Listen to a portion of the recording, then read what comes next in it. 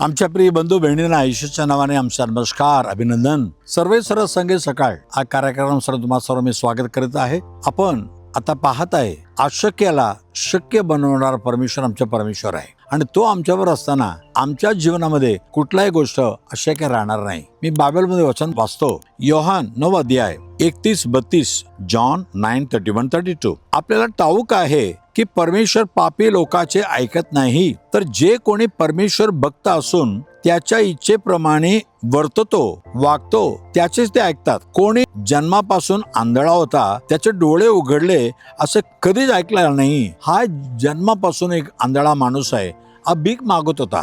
योहान 9:2-3 मध्ये त्याला पाहून शिष्य म्हणतात, हे प्रभू, हा असा आंधळा म्हणून जन्मला, याचं कारण काय? याच्या आई वडिलांनी पाप केले होते किंवा यांनी पाप केलं होतं?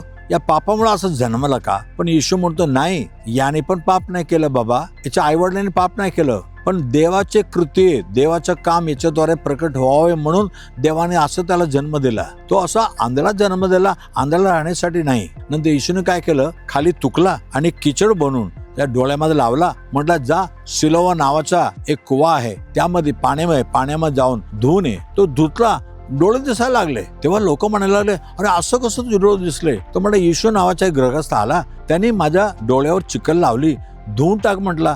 धुतलो तर एकदम मला बरं झालं. तर लोकांना विश्वास बसत नाही, अहो तो कसं करू शकतो? तेव्हा तो म्हणतो, अहो जगाचं उत्पन्न कधी आपण ऐकलं नाही.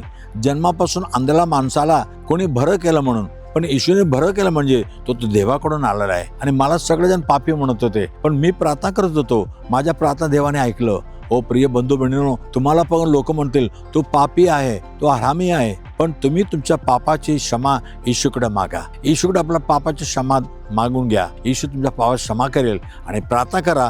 देव तुमच्या प्रार्थना ऐकल. आणि येशूने कोणालाही असं अद्भुत केलं नाही, चिन्ह केलं नाही, तुमच्या जीवनात करणार. आज कुठला अद्भुत पाहिजे तुम्हाला, कुठलं चमत्कार पाहिजे, येशूच्या नावाने मागा, येशू तुम्हाला करेल. प्रार्थना करूया.